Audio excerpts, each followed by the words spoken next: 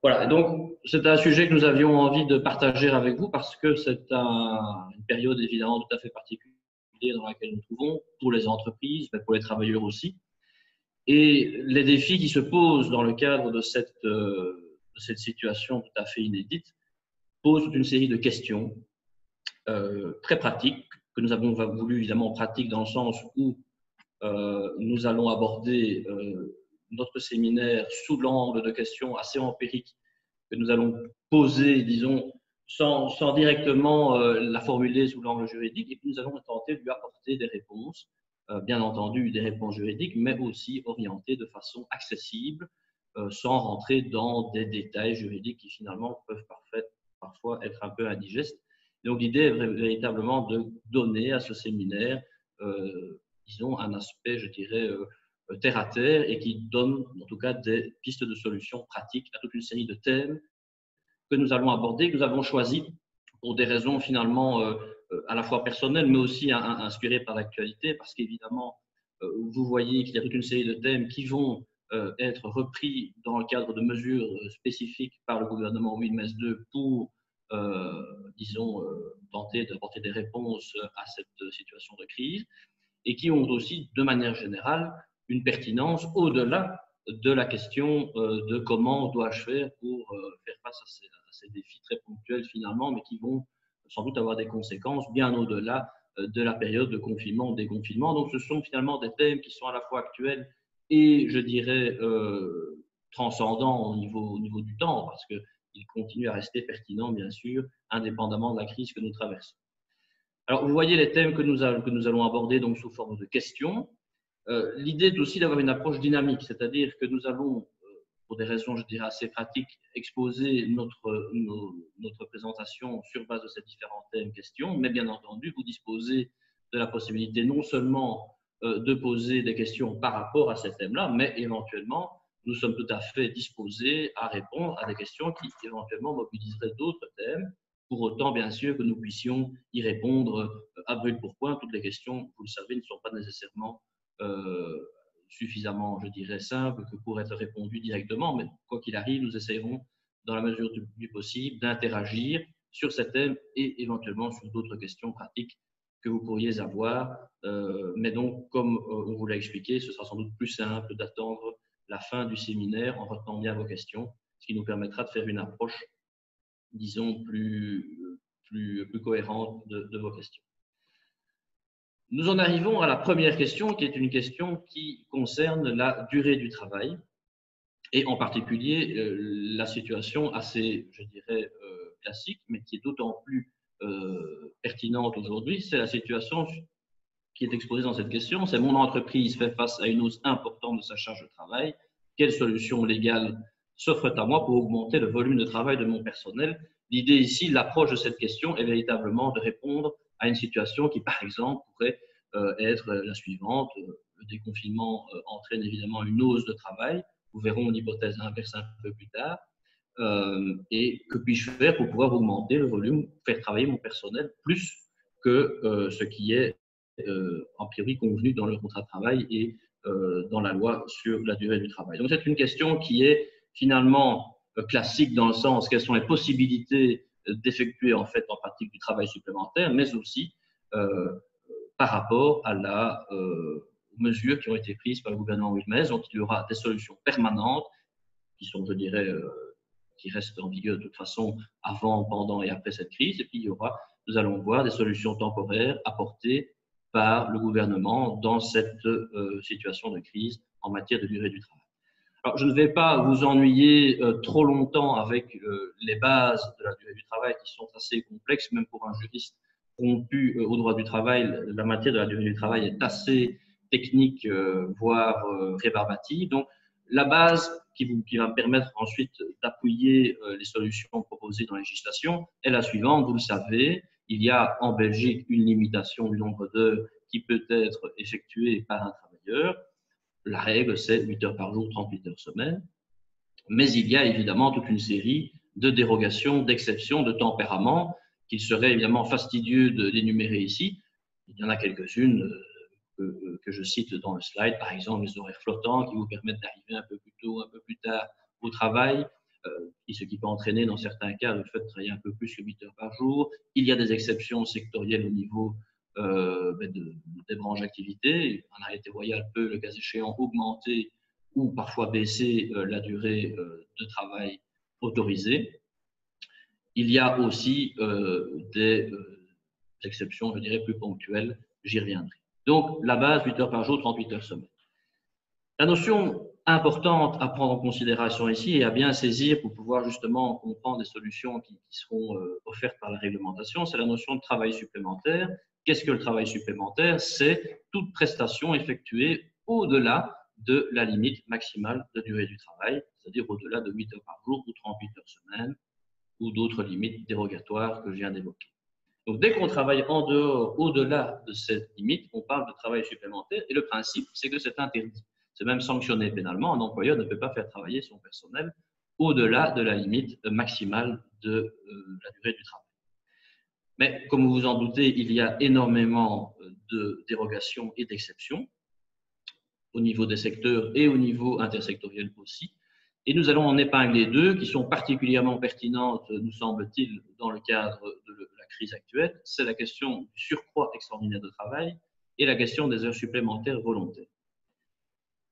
Une fois que le travail supplémentaire est autorisé, je rappelle que c'est l'exception à la règle d'interdiction de principe, si le travail supplémentaire est autorisé, eh bien, il faut respecter certaines conditions de mise en œuvre qui sont très strictes, en l'occurrence accorder un repos compensatoire selon une procédure qui est un petit peu complexe et dans laquelle je ne vais pas rentrer ici, et payer un sursalaire. Mais là encore, il existe des exceptions, c'est-à-dire que le cas échéant, le repos compensatoire et ou le sursalaire ne sont pas dus dans toute une série d'hypothèses.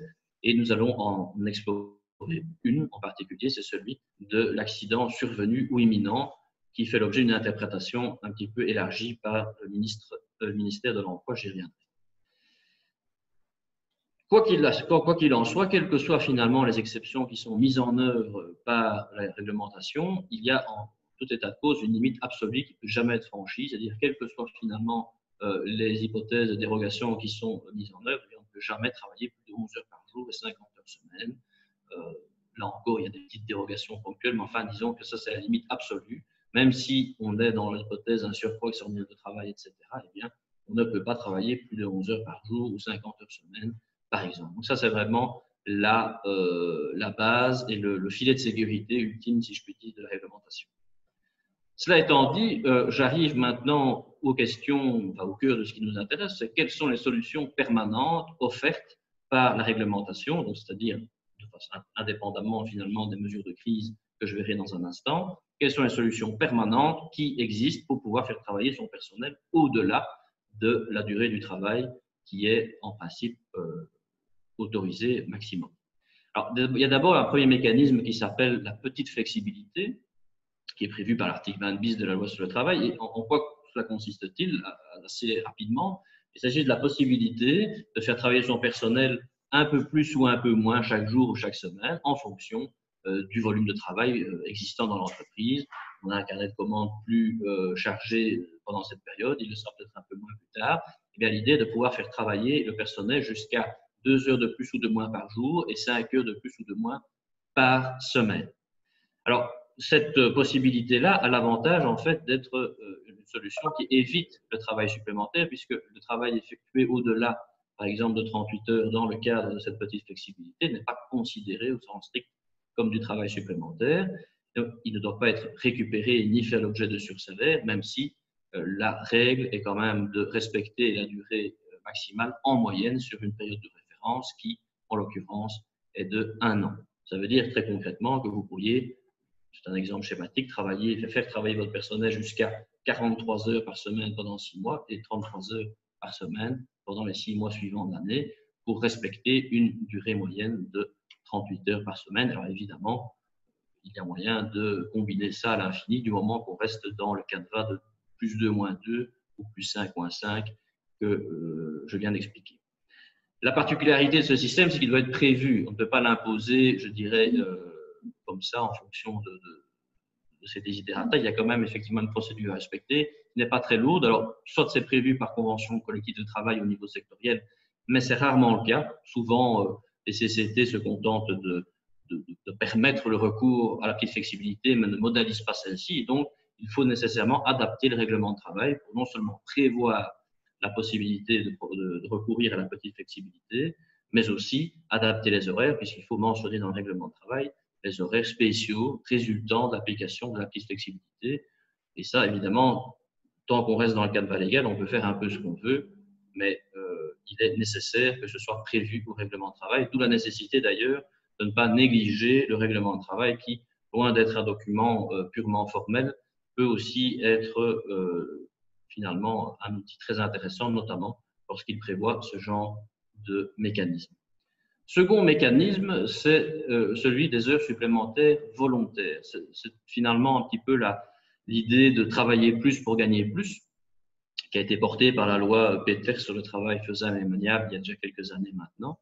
Et l'idée de permettre aux travailleurs qui le souhaitent d'effectuer des heures supplémentaires avec évidemment certains avantages. Alors, première chose, c'est qu'évidemment, on parle d'heures supplémentaires volontaires, ça suppose forcément que le travailleur marque son accord. Donc, la limite du mécanisme est là, c'est qu'il faut nécessairement avoir un accord préalable entre le travailleur et l'employeur, et cet accord doit être écrit avec une durée de validité de maximum 6 mois renouvelable. Quel est l'intérêt de ce mécanisme? C'est que le travailleur peut prester jusqu'à 120 heures dans le secteur privé d'heures supplémentaires. Il y a des possibilités d'augmenter ce quota, notamment au niveau sectoriel. Passons, je vous donne un petit exemple dans les slides. Mais l'avantage fondamental de ces heures supplémentaires volontaires, c'est qu'elles ne doivent pas être récupérées. Ce qui signifie en d'autres termes que le travailleur peut non seulement percevoir sa rémunération pour son 38 heures semaine classique, mais il peut en plus recevoir une rémunération complémentaire qui correspond effectivement aux heures supplémentaires volontaires et bien entendu aussi au sursalaire qui accompagne ces heures supplémentaires. Donc l'avantage, c'est qu'il ne faut pas les récupérer. Et alors, dans le calcul de ce qu'on appelle la limite interne, très simplement, qu'est-ce que c'est? C'est simplement la fenêtre, le quota d'heures supplémentaires qui peuvent être prestées jusqu'au moment où il faut obligatoirement accorder du repos compensatoire, c'est-à-dire vous pouvez faire prester des heures supplémentaires pour autant que ce soit autorisé, jusqu'à 143 heures. Et si vous avez 143 heures de solde positif d'heures supplémentaires, vous devez à ce moment-là obligatoirement accorder du repos compensatoire. Bien entendu, cette limite n'est pas obligée d'être atteinte, mais c'est l'idée. Et donc, l'avantage des heures supplémentaires volontaires, c'est que non seulement elles ne doivent pas être récupérées, mais en plus, les 25 premières heures ne sont pas prises en compte, ne viennent pas manger, entre guillemets, cette réserve de 143 heures, ce qui, là encore, permet une plus grande flexibilité au niveau du travail supplémentaire. Un autre mécanisme dont je parlais tout à l'heure, qui permet aussi de déroger à la durée maximale de travail, c'est celui du surcroît extraordinaire de travail, qui, là aussi, bon, nécessite évidemment une forme d'accord préalable, soit de la délégation syndicale si elle existe, et en tout cas du contrôle des lois sociales. Donc, il faut nécessairement le notifier auprès du contrôle des lois sociales et obtenir l'autorisation. Donc, c'est un petit peu contraignant, évidemment, mais parfois, ça peut être très intéressant, notamment parce que, évidemment, non seulement on peut prester des heures supplémentaires dans ce cadre-là, il n'y a pas de limite à cela, si ce n'est la limite absolue dont je parlais tout à l'heure. Vous ne pouvez pas, sous ce couvert, faire travailler votre personnel plus de 11 heures par jour, 50 heures semaine. Mais pour le reste, il n'y a pas de limite, si ce n'est évidemment que c'est du travail supplémentaire et que donc, par définition, il y a un repos compensatoire qui doit en principe être accordé. Et là où ça devient intéressant, c'est que depuis la loi Peters, eh bien, on a rajouté une possibilité de flexibilité supplémentaire par rapport à cela. C'est que les 91 premières heures de travail supplémentaire en raison d'un surcroît extraordinaire de travail eh bien, peuvent être neutralisées à la demande du travailleur. En d'autres termes, eh bien, il ne faut pas les récupérer et elles ne sont pas prises en compte dans le calcul de la limite interne. Donc, ça devient un petit peu des heures fantômes, si vous voulez, des heures supplémentaires fantômes à cet égard-là, puisqu'elles ne doivent pas être récupérées, mais cela doit se faire à la demande du travailleur. Donc là encore, c'est une des possibilités offertes par la réglementation pour augmenter les prestations des travailleurs. Il y a aussi l'hypothèse des travailleurs à temps partiel. Alors, évidemment, on parlait jusqu'à présent de limite maximale à la durée du travail, donc ça s'adresse évidemment essentiellement aux travailleurs à temps plein qui sont déjà, par définition, au maximum possible, à 38 heures semaine.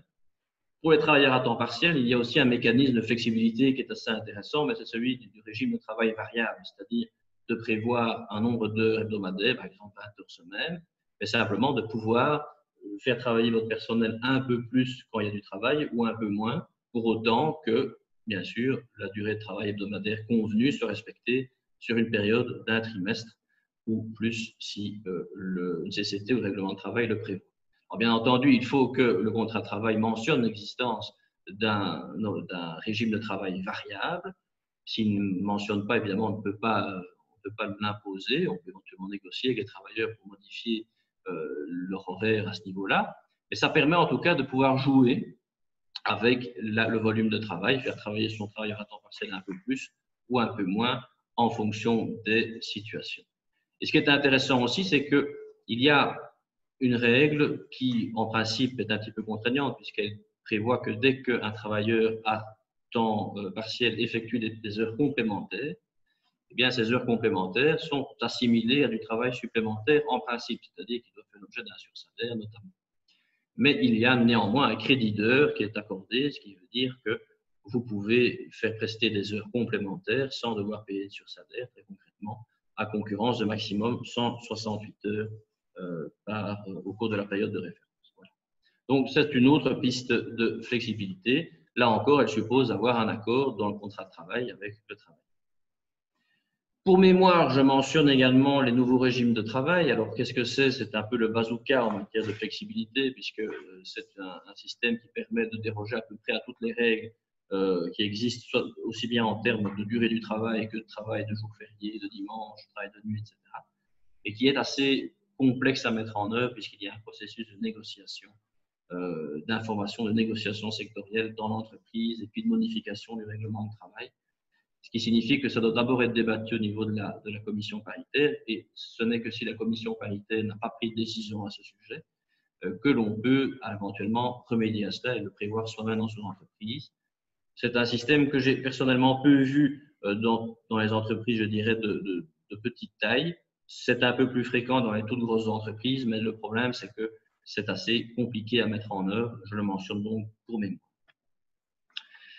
J'en arrive maintenant aux adaptations temporaires qui ont été prévues par le gouvernement dans un arrêté royal dit de pouvoirs spéciaux, numéro 14 du 27 avril 2020. Pourquoi de pouvoirs spéciaux? Puisqu'en fait, il s'agit de compétences en principe législatives qui ont été déléguées par le Parlement au gouvernement afin de pouvoir prendre dans l'urgence des mesures nécessaires pour pallier aux problèmes suscités par la crise. Alors, en quoi cela consiste-t-il?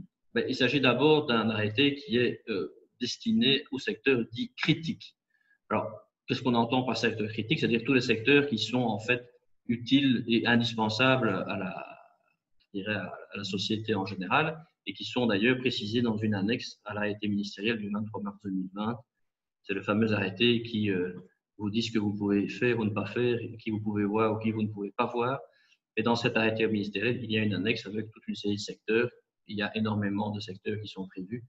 Donc, la portée, le champ d'application de cet arrêté royal est assez large à ce niveau-là. Petite particularité, c'est que cet arrêté royal, en fait, il est en vigueur jusqu'au 30 juin, c'est-à-dire dans 5 jours. Alors, vous me direz pourquoi en parler?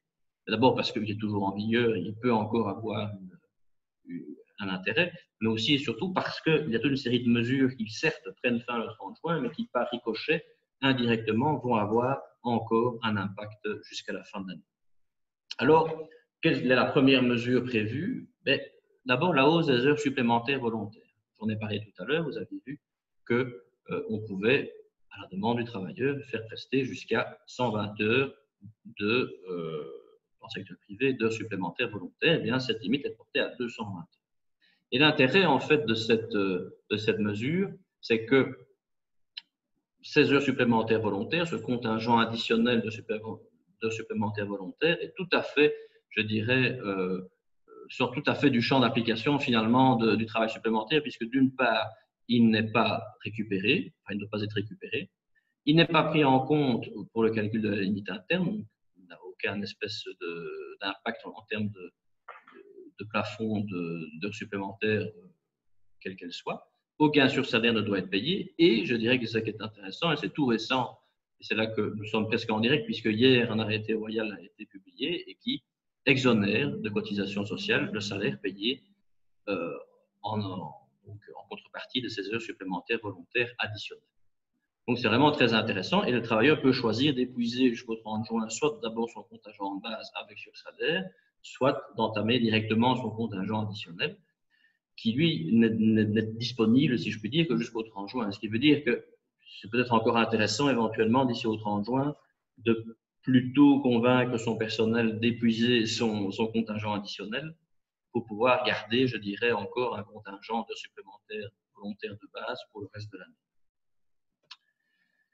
Alors, autre mesure intéressante, c'est la neutralisation des heures de travail effectuées par les étudiants pendant le deuxième trimestre 2020. Vous savez que la rémunération du travail étudiant est exonérée de cotisations sociales sous réserve d'une petite cotisation de solidarité, à concurrence de 475 heures par an. Eh bien, toutes les heures qui ont été prestées entre le 1er avril et 30 juin sont neutralisées, donc on n'en tient pas compte. C'est la raison pour laquelle je disais que cet arrêté royal, bien que cessant d'être en vigueur le 30 juin, va encore avoir des répercussions sur le restant de l'année, puisqu'en fait, si vous avez du personnel étudiant, eh bien celui-ci, les heures prestées par celui-ci entre le 1er avril et le 30 juin ne sont pas prises en considération. Et donc, vous gardez en cette manière, l'étudiant aussi garde son package intact ou à peu près pour le second semestre de l'année, ce qui est quand même intéressant et qui permet d'avoir du travail moins imposé, en tout cas moins taxé sur le plan des cotisations sociales. Je vous parlais également de la notion d'accident survenu ou imminent. Et pourquoi est-ce que j'en reparle ici? Tout simplement parce que le SPF Emploi a émis une position administrative assez intéressante, selon laquelle, en fait, un employeur peut considérer le coronavirus et les règles imposées par le gouvernement comme une situation de force majeure, au sens de la loi sur la durée du travail. Ça veut dire que s'il y a effectivement des mesures d'organisation exceptionnelles qui doivent être prises par l'entreprise pour respecter évidemment les mesures, par exemple de distanciation sociale, le port du masque, etc. Dans certaines entreprises, ça peut parfois avoir des impacts importants sur la manière de fonctionner, parce que ce n'est pas toujours possible de respecter de façon optimale cela, etc. Eh bien, si des mesures doivent être prises, mais des mesures exceptionnelles, pas simplement un afflux de travail résultant de la reprise post-déconfinement, eh bien à ce moment-là, on peut considérer cette situation comme étant une dérogation à la limite de durée du travail et permet de déroger non seulement à la durée maximale de travail, mais aussi à l'interdiction du travail du dimanche et des jours fériés, à l'interdiction de faire travailler le personnel en dehors des horaires affichés et également à la dérogation en matière de temps de pause et intervalle de repos. Donc, c'est quand même quelque chose d'assez intéressant puisqu'on peut utiliser cette notion de crise coronavirus avec toutes les règles un peu contraignantes et dictées par le gouvernement pour justement rapporter un peu de flexibilité dans la gestion du travail de son personnel. J'en arrive maintenant à la question 2 qui sera plus brève, qui est finalement une question très pratique. Comment faire face à des situations d'insubordination, de refus de travailler dans l'entreprise? Finalement, ça recouvre plusieurs hypothèses. Ça peut recouvrir l'hypothèse du travailleur qui refuserait de retourner au travail, qui resterait chez lui. Alors, c'est une question qui s'est surtout posée lors du déconfinement le 11 mai pour toutes les entreprises et puis le 8 juin pour l'ORECA, et qui pourrait continuer à se poser dans le futur aussi si le travailleur devait, par exemple, considérer que les règles de sécurité ne sont pas suffisantes et que donc, dans ces conditions, il ne reprendra pas le travail, il ne reviendra pas le lendemain. Est-ce qu'un travailleur peut le faire? La réponse est assez claire. En principe, non. C'est-à-dire que le travailleur doit se présenter au travail, doit fournir le travail complet, etc. Et s'il ne le fait pas, il s'agit évidemment d'une absence injustifiée qui peut donner lieu à des sanctions disciplinaires pouvant mener potentiellement jusqu'au licenciement. Il convient néanmoins d'être prudent avant de prendre une quelconque sanction disciplinaire dans la mesure où il y a toute une série d'exceptions éventuellement qui peuvent venir justifier cette non-reprise du travail. D'abord, bien sûr, une incapacité de travail justifiée, qu'elle soit la conséquence de la Covid-19 ou d'autres choses, finalement, peu importe. Bien entendu que le travailleur qui est couvert par un certificat médical ne doit pas reprendre le travail, ça va de soi. Il y a aussi des hypothèses de force majeure. Bon, on cite un exemple ici, le travailleur coincé à l'étranger dans le cadre du confinement. C'est un exemple parmi d'autres. Il peut y avoir des situations tout à fait insurmontables que le travailleur ne peut pas éviter et qui l'empêchent de reprendre le travail.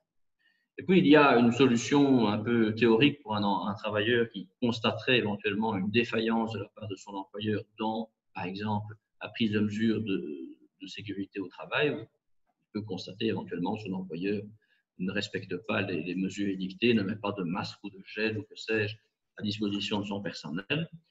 Pourrait-il invoquer ce qu'on appelle l'exception d'inexécution, c'est-à-dire simplement le mécanisme en droit civil très commun, selon lequel mon débiteur ne s'exécute pas, alors moi je ne m'exécute pas non plus. C'est un mécanisme tout à fait classique en droit civil et qui est un peu délicat à mettre en œuvre. Et donc, pour qu'un travailleur puisse l'invoquer avec succès, le cas échéant même devant une juridiction, il y a quand même beaucoup de conditions à respecter et je pense que c'est difficilement praticable, même si c'est théoriquement possible, dans la mesure où l'exception d'exécution suppose que le débiteur soit en défaut d'exécuter son obligation principale. Typiquement, le fait de ne pas payer la rémunération, le travailleur pourrait dire « je ne viens plus travailler si on ne paye plus ». Par contre, peut-il dire « je ne viens plus travailler si mon employeur ne met pas à disposition des masques ou ne respecte pas la distanciation sociale ou ne met pas du plexiglas entre les tables, que sais-je ». Là, la question fait quand même nettement plus débat. Peut-on considérer qu'il s'agit d'une obligation essentielle? Ça se discute. Et c'est, à mon sens, ce serait évidemment très risqué de la part du travailleur de s'appuyer sur ce mécanisme. Tout dépend aussi de la situation du cas d'espèce. La bonne foi est évidemment cruciale. Je crois qu'on ne pourrait pas interrompre purement et simplement le travail, simplement parce qu'on n'a pas un peu de gel pour se laver les mains, mais c'est une, je dirais, une appréciation qui est assez subjective, évidemment, et on n'a aucun recul à ce stade-ci au niveau de la jurisprudence, certainement Covid-19, pour donner un avis tranché, mais enfin, c'est possible. Alors, troisième hypothèse, seconde hypothèse, pardon, le travailleur qui refuserait de se plier à une injonction de l'employeur en matière sanitaire, bon, c'est assez clair, ça, je ne vais pas passer des heures là-dessus. C'est évident qu'il a l'obligation non seulement disons, d'obéir aux ordres, je dirais, légitimes de son employeur, bien sûr, et d'autre part, il a l'obligation de veiller à sa propre santé, sécurité, à celle des autres. Et donc, s'il ne le fait pas, s'il refuse de porter un masque, s'il refuse de respecter les distances, etc., il peut être sanctionné disciplinairement. Là encore, il convient d'être un petit peu prudent. C'est pour ça que prendre conseil avant est toujours sans doute le meilleur réflexe à avoir. Il peut y avoir des cas où le refus du travailleur pourrait être justifié ou justifiable. Il y a des cas de force majeure, pour des raisons de santé, par exemple. Et il y a toujours la problématique de la discrimination. Imaginons une personne qui doit mettre des habits particuliers pour sa religion, un turban ou autre, il ne sait pas mettre le masque. Peut-on le sanctionner parce qu'il ne met pas son masque? Là, évidemment, il y a toute une analyse à faire en termes de mesures, balance des intérêts finalement entre la protection de sa liberté personnelle et celle des autres. Et puis, il y a toujours le spectre aussi de la discrimination qui peut planer sur une mesure. Un travailleur pourrait éventuellement dire qu'il s'agit en fait d'une mesure de discrimination déguisée. Donc, il faut toujours rester un peu prudent, mais en principe, oui, il peut être sanctionné. Il doit respecter les injonctions légitimes de son employeur à ce niveau-là. Et enfin, troisième hypothèse, dont on a beaucoup parlé, ça devient un petit peu la marotte des praticiens du droit du travail pour le moment, puisque aussi fou que ça puisse paraître, on s'est rendu compte, le monde du juridique belge s'est rendu compte il y a un mois ou deux qu'il existait dans notre arsenal juridique une disposition, en l'occurrence l'article 1.2.26 du Code du bien-être au travail, qui autorise le travailleur, en cas de danger grave et immédiat, ne pouvant être évité, de quitter le travail. Donc c'est l'hypothèse, non pas où le travailleur chez lui refuse de venir au travail, mais plutôt l'hypothèse où, étant sur le lieu de travail, le travailleur se retire parce qu'il considère être exposé à un danger grave et immédiat. En réalité, c'est une mesure qui découle de la transposition d'une directive européenne, mais qui n'a été qu'à moitié transposée en fait en droit belge. Sans doute la raison pour laquelle elle est passée un petit peu sous les radars. Mais en droit français, par exemple, elle est tout à fait connue et fortement mobilisée, notamment dans des litiges contre Amazon, etc. en France. Donc, c'est assez connu là-bas. Tout simplement aussi parce que le Code du travail français est plus précis que le nôtre. Il dit, voilà, en cas de droit de retrait effectué légitimement, eh bien, le travailleur garde droit à sa rémunération, etc. Donc, ici, en Belgique, rien de tout ça n'est prévu. On ne sait pas si le travailleur peut conserver sa rémunération ou non. Est-ce qu'il est protégé contre le licenciement ou non? Rien de tout cela n'est prévu.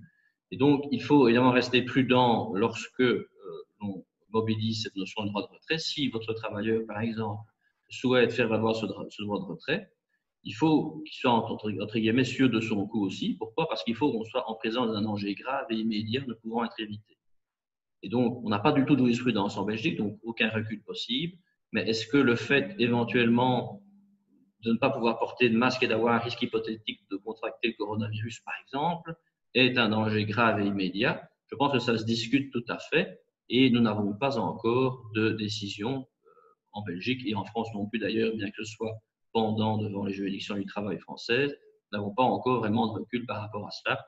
Mais donc, c'est très discutable et le risque que prend le travailleur en interrompant le travail, évidemment, est celui de se mettre en absence injustifiée, insubordination, avec la perte de salaire, les sanctions disciplinaires que ça peut entraîner. Mais dans l'hypothèse où il aurait légitimement le droit d'exercer ce droit de retrait, qui existe dans son principe, comme je l'ai dit, mais sans qu'il y ait de sanctions civiles particulières attachées à cela, et à que risque l'employeur? Il n'y a pas de sanction, comme je l'ai dit, mais simplement, si par sa faute, le travailleur n'est pas en mesure d'exécuter le travail convenu, eh bien, effectivement, il s'expose peut-être à devoir payer des dommages et intérêts qui correspondraient en fait à la perte de rémunération, par exemple, subie par le travailleur. Donc, c'est une notion, on l'a beaucoup entendu avec les chauffeurs de la STIP. Je pense que ça a été mobilisé sans doute un peu à la légère, compte tenu de la définition très restrictive du danger immédiat ne pouvant être évité. Et nous sommes en attente de jurisprudence pour pouvoir préciser cela. Voilà, maintenant je cède la parole à Maître Delphine Castio qui vous entretiendra des élections sociales. Merci, bonjour à tous. Juste pour rebondir en un petit mot sur le thème, en fait, on a constaté que plus que jamais les entreprises avaient besoin de souplesse en fait, pour rebondir dans la crise. Et finalement, par rapport au droit du travail qui peut paraître toujours un peu complexe, voire rigide, on s'est rendu compte aussi qu'il y avait beaucoup d'adaptations, d'exceptions, de dérogations qui permettaient justement d'introduire cette souplesse et d'aborder les situations beaucoup plus souplement. Alors, cette question numéro 3, pour pouvoir suivre le timing, ce n'est pas tellement une question de souplesse, c'est plus une question d'actualité, mais qui est évidemment très importante ici. C'est la question des élections sociales, qui ne concernera peut-être qu'une partie d'entre vous, mais qui est évidemment d'actualité, avec cette question qui est de dire « j'ai entamé une procédure d'élection sociale qui a été suspendue du fait du confinement, que dois-je faire maintenant que mes activités reprennent normalement ?» Alors, en un mot, je vais dire que dois-je faire? Rien, mais rester vigilant. Vous savez, si on fait un petit retour en arrière, que les partenaires sociaux réunis au sein du Conseil national du travail se sont très vite réunis mi-mars par rapport à la situation de confinement et à la paralysie que ça pouvait générer au sein des entreprises et cette impossibilité finalement en cours de procédure, de processus d'élection sociale, bien de poursuivre ce processus. Donc, la décision qui a été prise à ce moment-là est qu'on arrêtait tout à X+35 correspondant dans le calendrier au moment où les organisations syndicales ont communiqué le nom des candidats. On arrivait donc en fin de ce qu'on appelle la période occulte de protection contre le licenciement. Et donc, on a gelé, je dirais, la procédure à X+35 qui correspondait selon les entreprises à la période 17-30 mars. Il y a eu un petit flottement parce que le temps que la loi intervienne, eh bien, de nombreux employeurs disaient « mais quoi, et si on ne fait pas tel acte, etc., est-ce que c'est pas grave ?» Bon, c'était une insécurité juridique relative parce qu'on savait que le législateur allait se pencher là-dessus. Et donc, vous avez cette loi du 4 mai 2020 qui est venue assurer une sécurité juridique au processus et qui était rétroactive, bien entendu, au 17 mars 2020. La dernière étape, ça va être, je dirais, de reprendre le processus électoral. Et là, nous attendons un arrêté royal qui va fixer la fin de la suspension et qui va préciser les modalités de reprise de la procédure. Donc, en principe, on a tout stoppé à X+35, on a suspendu donc à partir de X+36. Ce qui veut dire, quand on arrête le temps, que tout ce qui a été fait jusqu'à X+35 reste évidemment valable, mais qu'à partir de X+36, si d'aventure certaines décisions avaient été prises, tout ça est évidemment nul et de nul effet. Qu'est-ce que ça signifie? Et évidemment aussi, ça peut paraître logique, mais autant le dire, c'est que les organes existants, qu'il s'agisse du conseil d'entreprise ou du CPPT, continuent bien entendu à fonctionner, alors même qu'on se trouve au-delà de la date prévue pour leur renouvellement. Et qui dit maintien des organes de concertation existants, dit également maintien de la protection des délégués et des candidats non élus qui bénéficiaient effectivement de cette protection. Je vous l'ai dit, la perspective, c'est que maintenant, on va attendre l'arrêté royal. Ce sera évidemment important parce que par rapport notamment à la présentation de candidats remplaçants, nous aurons affaire malheureusement à une nouvelle période occulte. Je vais vous en parler dans un instant sur la question des protections. Cette question, la voilà. Il y a, je crois, de quoi s'y perdre au niveau de toutes les protections contre le licenciement.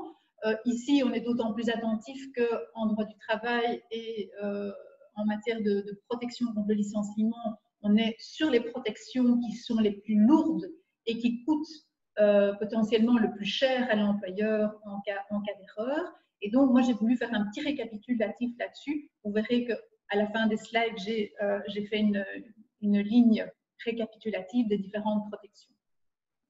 Je refixe le cadre légal, mais vous l'avez à l'écran. Je pense que ça n'appelle pas de commentaires. Nous devons évidemment lire la loi du 19 mars 1991, maintenant en lien avec la fameuse loi du 4 mai 2020, qui a introduit certaines spécificités liées à cette suspension de période électorale en 2020. Un petit rappel en quelques mots du contenu de la protection. Pas de licenciement, sauf pour motif grave ou raison d'ordre économique et technique. Pas de discrimination sur base du mandat. Donc, le mandat ne peut apporter au porteur du mandat ni avantage ni inconvénient. Et pas de décision unilatérale de transfert vers d'autres entités juridiques ou unités techniques d'exploitation sans l'accord du porteur de mandat. Vous voyez également qu'en dehors du motif grave ou des raisons d'ordre économique et technique, il y a quand même certaines situations dans lesquelles il est possible, évidemment, de se délier de ce mandat. Je vous les mets évidemment sur le slide sans les commenter outre mesure. Alors, qui sont les bénéficiaires de la protection? Classiquement, nous avons effectivement ceux qui ont été élus. Qu'ils soient effectifs ou suppléants au niveau des organes, ils bénéficient d'une protection qui approximativement est de 4 ans ou un petit peu plus de 4 ans, puisque les élections sociales et les mandats sont renouvelés tous les 4 ans. Là où les choses s'étendent, c'est qu'un candidat qui n'est pas élu, imaginons un candidat qui s'est porté donc candidat en 2016 et qui n'a pas été élu pour la première fois, eh bien, va également bénéficier au même titre qu'un élu de cette protection contre le licenciement pour le même délai, donc pour les 4 ans, donc jusqu'aux prochaines, à l'installation des prochains organes. Si nous avons un candidat plus que malheureux puisqu'il est en deuxième candidature et qui n'est toujours pas élu, vous voyez que lui conserve malgré tout encore une protection pendant 2 ans après le renouvellement des organes. Alors, vous avez également une situation dans laquelle on ne doit pas renouveler les organes parce qu'on se rend compte qu'on n'a plus le seuil des 50 ou des 100 travailleurs. Et là, vous avez également encore un maintien de protection pendant les 6 mois qui suivent la date à laquelle on aurait dû installer de nouveaux organes si on avait eu les seuils. C'est une manière finalement pour le législateur de dire, eh bien, on va éviter qu'il y ait comme ça un licenciement représailles dès le moment où il est libéré de son mandat. Même chose si on doit arrêter les élections sociales parce qu'il n'y a pas de candidat. Les conséquences, si jamais il y a une violation des dispositifs protecteurs, eh bien, vous le savez, elles peuvent effectivement être très lourdes de conséquences, puisque soit lorsque le travailleur fait la demande de réintégration, il est prévu, il faut le réintégrer, mais si jamais il ne le demande pas ou que l'employeur refuse de le réintégrer, il y a paiement d'indemnités extrêmement lourdes qui peuvent aller jusqu'à, pour les travailleurs qui ont le plus d'ancienneté, jusqu'à 8 ans de rémunération. C'est vraiment une loi qui est extrêmement lourde et qui peut, je dirais, en cas de non-respect, coûter extrêmement cher à l'entreprise. Alors, qu'est-ce que la loi du 4 mai 2020 est venue introduire là-dedans? Bon, j'ai repris les différentes catégories, je vais dire, de protection avec le régime classique que je vous ai donné au départ, avec la question de la protection occulte, c'est-à-dire cette fameuse période durant laquelle certains travailleurs sont déjà protégés sans que l'employeur le sache. Et pour les candidats qui ont été présentés à X plus 35 au mois de mars, cette période de culte est fatalement terminée. Mais pour les candidats remplaçants qui viendront dans un second temps, le cas échéant, hein, parce qu'on peut remplacer un candidat, soit parce que finalement on se rend compte qu'il ne remplit pas les conditions d'éligibilité, soit parce qu'il a renoncé à son projet ou l'organisation syndicale n'est plus d'accord de lui donner le mandat, eh bien il y a des remplaçants et il y aura une nouvelle période de culte qui va intervenir et que l'on va fixer justement en fonction de l'arrêté royal dont je vous ai parlé, qui n'est pas encore adopté, mais qui nous permettra de fixer cette nouvelle période occulte. Il y a également cette troisième catégorie de délégués ou candidats qui ne sont plus candidats en 2020, donc ils ont été candidats en 2016, élus ou non élus, ils ne se représentent pas en 2020, et là on voit qu'il y a également une prolongation de la protection. Petit tableau récapitulatif, vous voyez au-dessus les différentes dates ou échéances importantes dont j'ai repris élections sociales 2016, 2020 et 2024. Et puis, sur cet intervalle 2016-2020, eh bien, j'ai situé les X plus 35 et le nouveau X plus 36 au moment où le processus électoral redémarrera. Vous voyez donc que le délégué 2016, donc élu, a eu toute sa protection de 2016 à 2020 et que nouvellement candidat en 2020, eh bien, soit il est élu, soit il n'est pas élu pour la première fois et il va bénéficier d'une nouvelle protection de 4 ans jusqu'aux élections 2024. Même chose, même raisonnement pour le candidat 2016 non élu une première fois, où là, en 2020, s'il est élu, il a 4 ans supplémentaires de protection. S'il n'est pas élu, ce qui veut dire qu'il ne sera pas élu pour la deuxième fois, il est malgré tout encore protégé jusqu'en 2022. Le candidat en 2020 qui a été présenté à X plus 35, donc entre mi-mars et fin mars, son nom était connu, eh bien, à ce moment-là, il est protégé maintenant, malgré la suspension de la procédure. Il reste protégé et au moment où les élections sociales 2020 se tiendront, en fonction de il est élu, non élu pour la première fois, il bénéficiera de cette protection jusqu'en 2024. Même chose au niveau du candidat remplaçant, si ce n'est que lui n'est évidemment pas encore connu à l'heure d'aujourd'hui. Et puis, pour les protégés de 2016 qui ne se sont plus portés candidats en 2020, ils restent protégés jusqu'à la date d'installation des prochains organes, c'est-à-dire, si on fait éventuellement une petite projection en se disant que les élections seront organisées fin de l'année, eh bien, il restera protégé jusqu'à fin 2020 au moment où on installe les nouveaux organes. Voilà. Alors, je reprends maintenant cette 5e question qui pourrait se poser à l'heure actuelle, évidemment, non seulement à l'heure actuelle, mais de façon globale, comme j'ai expliqué. C'est la situation du volume de travail. On n'a pas de certitude sur le fait, évidemment, de pouvoir avoir un carnet de commandes toujours bien fourni dans les prochains mois.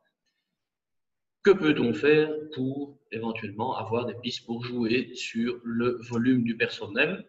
Nous avons vu que la première question, c'était comment on fait pour augmenter le temps de travail de son personnel. Ici, c'est une question plus large. Finalement, ce n'est pas tellement sur le temps de travail qu'on va jouer, mais c'est sur la question de savoir est-ce que je peux augmenter ou baisser le nombre de mes travailleurs en service en fonction des besoins qui se font sentir à un moment donné. Qu'est-ce qui existe à ce niveau-là? Je ne vais pas vous refaire un topo du chômage temporaire, on en a déjà parlé abondamment.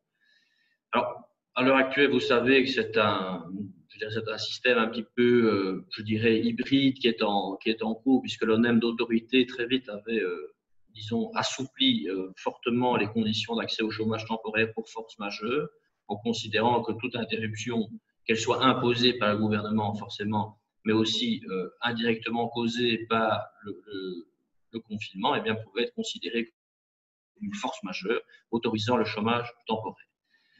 Bon, c'est une solution qui, évidemment, est une position administrative qui a été plus ou moins validée par le gouvernement dans un arrêté royal du 30 mars 2020 et encore par un autre arrêté royal ce matin qui a été publié ce matin.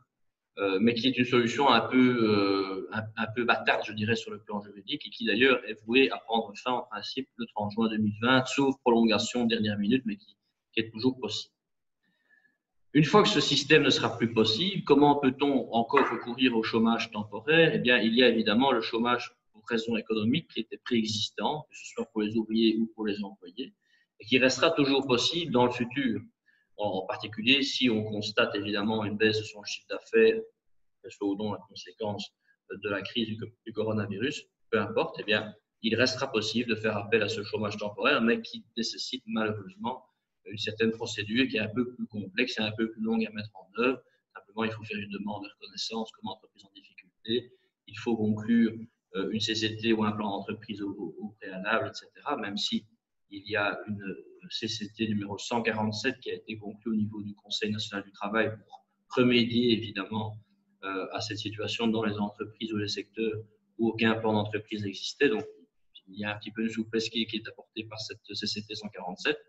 Et donc, l'idée, c'est que voilà, on pourra toujours y avoir recours, mais c'est une procédure un petit peu plus complexe qui est forcément moins facile à mettre en œuvre que le chômage Corona qu'on connaît actuellement. Et en parlant de ça, vous aurez peut-être lu dans la presse que le gouvernement réuni en super kern le 12 juin dernier a approuvé toute une série de mesures dont on sait finalement peu de choses à l'heure actuelle puisque les textes ne sont pas encore publiés. Mais on parle notamment de créer un nouveau système de chômage temporaire, donc tout à fait ad hoc, qui serait une sorte de chômage Corona, mais sans doute, disons, amélioré et conçu pour perdurer au-delà du 30 juin jusqu'au 31 décembre, peut-être même jusqu'à l'année prochaine. Donc ça, c'est à suivre, évidemment, mais il y aura d'autres possibilités qui seront offertes aux entreprises. Ça semble déjà certain. Malheureusement, je ne peux pas vous en dire plus puisque les textes ne sont pas encore publiés. Alors, au niveau autre possibilité de flexibilité, le travail intérimaire, ça ne change pas, vous connaissez. Il y a dans l'arrêté royal numéro 14 une petite particularité qui est aussi valable jusqu'au 30 juin, c'est celle de la dérogation à l'interdiction de mise à disposition. C'est-à-dire qu'en principe, vous ne pouvez pas, entre guillemets, prêter ou louer votre personnel à un autre utilisateur si vous n'avez pas de travail à lui donner. C'est interdit. Il est néanmoins possible de le faire de façon tout à fait temporaire dans le cadre de cet arrêté royal numéro 14, uniquement pour les secteurs critiques que j'ai déjà évoqués, et avec, bien sûr, la conclusion d'une convention écrite préalable, tripartite entre l'employeur, l'utilisateur et le travailleur. Donc, ça permet de se dire, voilà, bon, pour le moment, je n'ai pas beaucoup de travail pour tout mon personnel, mais je sais que mon entreprise voisine a besoin de main-d'œuvre, je peux éventuellement entre guillemets, louer ou prêter mon personnel, c'est autorisé, mais de nouveau, jusqu'au 30 juin, pas plus tard, en tout cas, ça n'a pas fait l'objet d'une prolongation. Il y a aussi d'autres mesures qui sont typiques Covid-19, donc les emplois temporaires dans les secteurs vitaux. Là, c'est évidemment très restrictif puisque ça ne vise en l'heure actuelle que des secteurs tout à fait particuliers, l'agriculture, l'horticulture, les entreprises forestières, etc.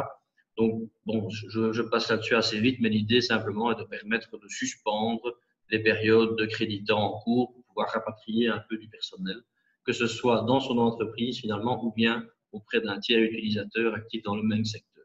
Mais je dirais que c'est plus pour mémoire, d'autant plus que ça prend fin dans 5 jours. Et en ce qui concerne maintenant la réduction du temps de travail, alors là, c'est aussi une mesure qui a été décidée au niveau du cairn du 12 juin. Je n'ai pas plus d'informations à vous communiquer, mais l'idée va être de permettre à l'entreprise de réduire le temps de travail au sein de son entreprise via différents mécanismes, soit une réduction collective du temps de travail, soit un recours plus élargi au crédit temps. Et donc là encore, nous n'avons pas de recul, nous n'avons pas encore les textes et donc il conviendra d'être attentif. Et donc sachez d'ores et déjà que c'est une piste qui sera ouverte certainement dans les prochains jours par le gouvernement. Voilà. Voilà, alors je passe à la question suivante, l'avant-dernière question, et je pense qu'on respectera le timing convenu, qui est une question liée à la réorganisation, en disant, ben voilà, finalement, mon entreprise n'a pas encore retrouvé son niveau d'activité ou de stabilité avant Covid. Quelles mesures suis-je en droit d'adopter pour la réorganiser dans cette période, je dirais, un petit peu flottante? Moi, j'ai donné quelques clés qui permettent, je dirais, à l'employeur c'est un peu le critère du bon père de famille, mais appliqué à l'employeur, quelques clés qui lui permettent la réflexion. Je pense que le principe transversal ici, c'est toujours d'exécuter la convention de bonne foi, de faire la balance des intérêts et de raisonner par rapport au principe, oui, de raison et de proportionnalité, en se disant, tiens, par rapport à l'objectif que je poursuis, est-ce que les moyens que je mets en œuvre et est-ce que l'impact que ça va provoquer éventuellement sur le contrat de travail, les conditions de travail d'un de mes travailleurs, eh bien, est-ce que tout ça est bien raisonnable et dans les bonnes limites? Ça, je pense que ce sont les principes de la réflexion. Alors, la réorganisation, elle peut avoir différentes formes. Vous pouvez considérer à un moment donné qu'il faut prendre des mesures internes de réorganisation. Je prends un petit exemple, mais il est évidemment difficile d'appréhender toutes les situations, mais vous dire finalement, là j'ai 2 départements qui, pour le moment, ne sont pas amenés à fonctionner l'un et l'autre, et donc je vais un peu réorganiser les choses pour les fondre 2 en 1, par exemple. Ou bien vous dire, je vais généraliser le temps de travail, je vais restreindre les locaux et je vais demander éventuellement, je vais déplacer mes locaux à un autre endroit, hein, par exemple, qui va nécessiter plus de trajets. Donc, nécessairement, ça va avoir un impact sur les conditions individuelles de travail. Alors, qu'est-ce que vous pouvez faire et qu'est-ce que vous ne pouvez pas faire pour rester, je dirais, dans les clous du droit du travail? La démarche, c'est de pouvoir identifier les éléments essentiels du contrat.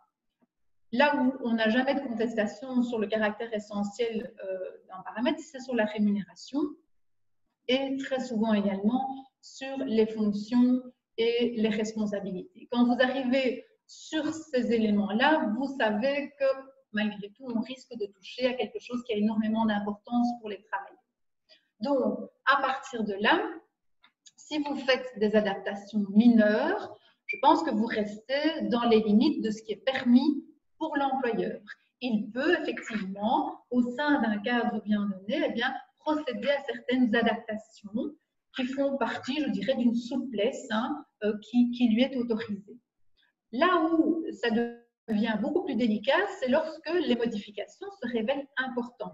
Il n'y a pas de définition dans la loi fatalement, tout est au cas par cas, mais on va pouvoir sentir et évaluer si on est sur une adaptation mineure ou autorisée ou sur une modification importante qui là n'est pas autorisée ou en tout cas nécessite certainement l'accord du travailleur concerné. Même chose si vous allez sur des mesures portant sur des éléments plus accessoires. Alors là, on peut encore considérer que c'est admis. Il peut y avoir des discussions au niveau du caractère accessoire sur le lieu de travail éventuellement, voire sur les horaires, voire éventuellement, et c'est le dernier point, sur des adaptations et modifications qui sont temporaires. En principe, si vous êtes sur des modifications importantes, fussent-elles temporaires, normalement, ce n'est pas autorisé, mais je dirais que quand c'est temporaire, quand c'est bien balisé dans le temps, quand c'est très clair au niveau de votre travailleur, eh bien, c'est quelque chose qui passe évidemment beaucoup plus facilement. Donc, bien identifier à quoi on touche, dans quelle mesure on y touche, et puis surtout, évidemment, communiquer avec le travailleur concerné pour pouvoir, je dirais, faire jouer aussi cette souplesse dans la gestion de l'entreprise. Dans la réorganisation, c'est également l'occasion pour certains d'introduire des nouveaux modes d'organisation du travail. Quand je dis nouveau, vous connaissez le travail à domicile. Je ne sais pas s'il est très largement répandu dans vos entreprises. Je ne pense pas qu'en général, il soit très, très répandu. Mais en revanche, quand on évoque le télétravail, il est évident que ça, c'est quelque chose qui s'est fort étendu, voire généralisé durant ces derniers mois. C'est quelque chose qui est bien, c'est une modalité d'organisation du travail qui est bien cadrée, qui peut être régulière ou occasionnelle, mais qui nécessite quand même que l'entreprise se positionne sur « je donne évidemment les moyens à mon travailleur de travailler dans de bonnes conditions ». Donc, au niveau des équipements de travail, ça doit être prévu. Au niveau de l'intervention dans l'écoute, puisque votre travailleur, peut-être pas d'actualité maintenant, mais s'il télétravaille 3 jours sur 5 en plein hiver, eh bien, il va effectivement devoir chauffer sa maison, donc il va avoir des coûts supplémentaires. c'est quelque chose qui doit éventuellement être évalué. Et puis, surtout en matière de santé et sécurité au travail également, c'est une mesure qui doit être quand même appréhendée avec beaucoup de prudence, dès lors qu'on dit quand même, et dans la CCT 85 en parle également, qu'il faut pouvoir quand même protéger le travailleur contre l'isolement. Et donc, on déconseille la formule de télétravail non-stop, par exemple. On demande de limiter à 2 voire 3 jours par semaine et en tout cas de continuer à associer le travailleur à des réunions ponctuelles, à l'information qui circule dans l'entreprise pour ne pas l'isoler totalement des autres travailleurs. Je cite pour mémoire évidemment tous les outils, plateformes numériques de communication, d'échange de données, évidemment, la réduction éventuelle des espaces de travail avec une tournante qui peut s'organiser, ça fait aussi partie de cette souplesse, voire une adaptation, mais ça c'est plus une réflexion à long terme de la politique de mobilité. Et enfin, je le cite pour mémoire, mais parce que ça fait partie de l'arsenal et qu'on peut à un moment donné se poser la question, il est parfois nécessaire d'envisager plus qu'une réorganisation, plus qu'une adaptation ponctuelle, et bien une mesure véritablement de restructuration avec un impact sur l'emploi dans l'entreprise. Et j'ai cité à cet égard-là la cession de toute ou partie d'entreprise, ce qu'on peut considérer dans la plupart des cas comme étant un transfert conventionnel, avec ce passage de droits et obligations du contrat chez le nouvel employeur, les processus de licenciement collectif et de fermeture visant plutôt des entreprises au-delà de 20 travailleurs, et puis éventuellement la délocalisation des activités, la fermeture ou le déplacement d'un siège d'exploitation. Tout ça est évidemment à évaluer au cas par cas pour vérifier dans quelle mesure et quelles règles doivent exactement être appliquées au niveau du droit du travail. J'en termine avec cette question et cette actualité des vacances. Comment et dans quelle mesure puis-je atténuer l'impact des absences de mes travailleurs? Et là, on se rend compte à nouveau que finalement, il y a plus de souplesse qu'on pourrait le croire. Moi, j'ai abordé la question sous 3 angles. L'organisation des vacances annuelles, bien sûr, les congés thématiques, plutôt congés parental créditant, et puis les problématiques de garde des enfants quand elles se posent encore ça et là dans les entreprises. Sur la question des vacances annuelles, on a eu évidemment beaucoup de questions pendant le confinement parce que parfois les travailleurs qui avaient déjà programmé des vacances les déprogrammaient. On s'est dit, mais au moment où on va se relancer, on va relancer l'économie, on va relancer les entreprises, tiens, là, peut-être que les travailleurs vont avoir envie de prendre des vacances, ou bien est-ce que les travailleurs ne vont pas reporter leurs vacances sur les derniers quadrimestres de l'année, là où on aura vraiment besoin de force vive. Donc, toutes ces questions-là ont quand même été pas mal ressassées. Les principes, je ne vais pas m'y étendre, hein, vous les connaissez, mais quand ce n'est pas prévu au niveau paritaire ou règlement de travail, c'est vraiment le consensus au niveau de la prise des vacances, avec effectivement toutes ces règles obligatoires de prise des vacances pendant l'année, etc. Mais là où je trouve que la réflexion doit pouvoir se faire, c'est que nous sommes dans une situation, je vais dire, inédite, hein, et donc à situation exceptionnelle, mesure parfois exceptionnelle. Le droit du travail n'empêche pas que pour une année déterminée, l'employeur se positionne avec des recommandations ou des directives qui seraient, je dirais, peut-être plus contraignantes que sur les autres années, parce que justement, on se dit, ben voilà, ok, pendant les vacances, on peut encore admettre que les gens prennent des congés, mais pas qu'ils les reportent, par exemple, sur le dernier quadrimestre de l'année, là où on sent que vraiment, on va avoir besoin de tout le monde pour redresser la barre. Et donc, à partir du moment où, soit ça se fait, je dirais gentiment, dans le consensus, on dit, ben voilà, on préconise de prendre la majeure partie de vos vacances, au moins 15 jours ou 3 semaines sur les périodes d'été, et puis le reste, eh bien, sur le reste de l'année. Soit ça se fait de commun accord comme ça, soit idéalement avec le véhicule du règlement de travail, ce qui est même encore mieux pour que ce soit, je dirais, plus contraignant pour l'ensemble des travailleurs.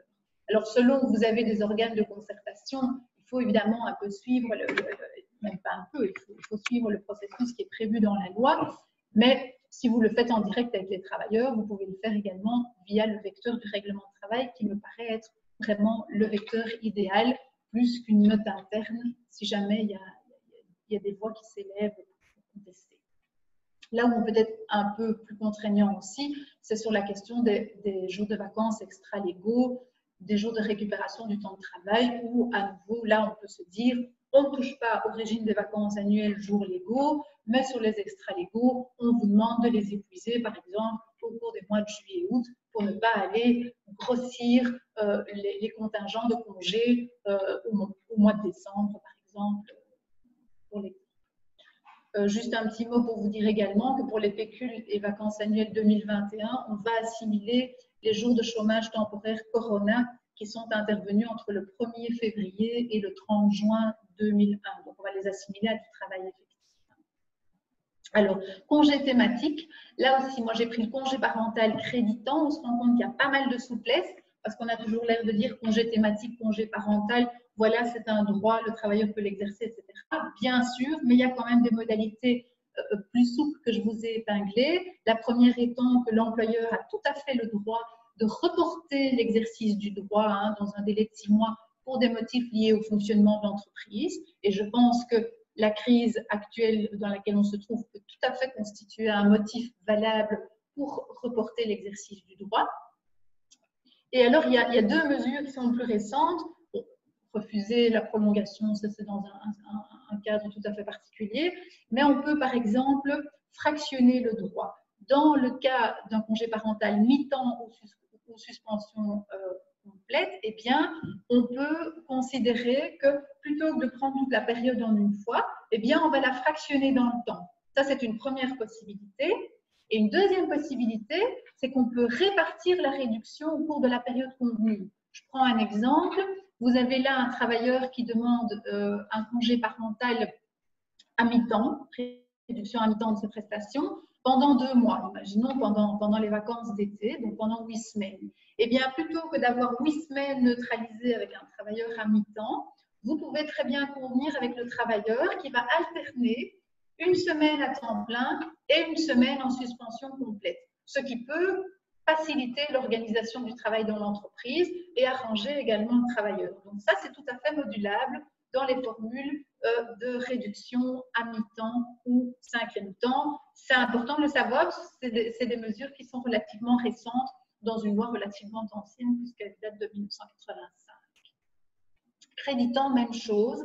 Ce n'est pas quelque chose de figé. On voit que l'accord de l'employeur est quand même requis dans les petites entreprises parce que ça peut désorganiser plus ou moins fortement le travail dans l'entreprise. On a également un mécanisme de limitation des absences simultanées, un droit de report également de l'exercice du droit pour des motifs impératifs et dans certains cas, pour certaines fonctions clés, également la possibilité de prévoir de reporter l'exercice du droit.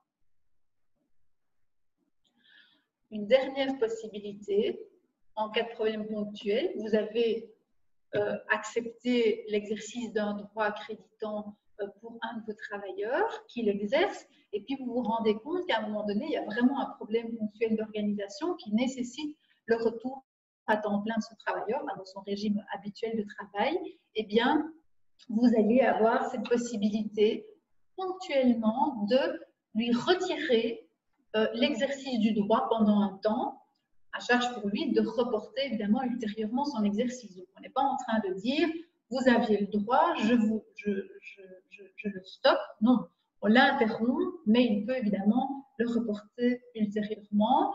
Attention, la loi prévoit quand même que malgré tout, on ne peut pas le faire simplement sur un coup de tête. Il faut évidemment le concerter soit en conseil d'entreprise ou délégation syndicale, ou alors avec l'accord des travailleurs. Dernière chose, la garde des enfants. Je pense qu'il y a quand même un retour progressif à la normale, mais pour vous dire au niveau de l'actualité que le congé parental Corona, vous l'avez sans doute entendu, va être prolongé jusqu'au 30 septembre 2020, avec quand même quelques nouveautés, à savoir que les parents isolés ou les parents d'un enfant porteur de handicap auront la possibilité de bénéficier d'une suspension complète, puisque pour le moment, le congé Corona, c'est soit diminution mi-temps, soit 1/5. Ici, ces personnes-là auront la possibilité de suspendre totalement et elles auront également des allocations majorées. Le texte n'est pas encore, ils sont en cours de finalisation, mais il va sortir incessamment. Voilà, je pense qu'on a fait le tour et maintenant, si vous avez des questions, n'hésitez surtout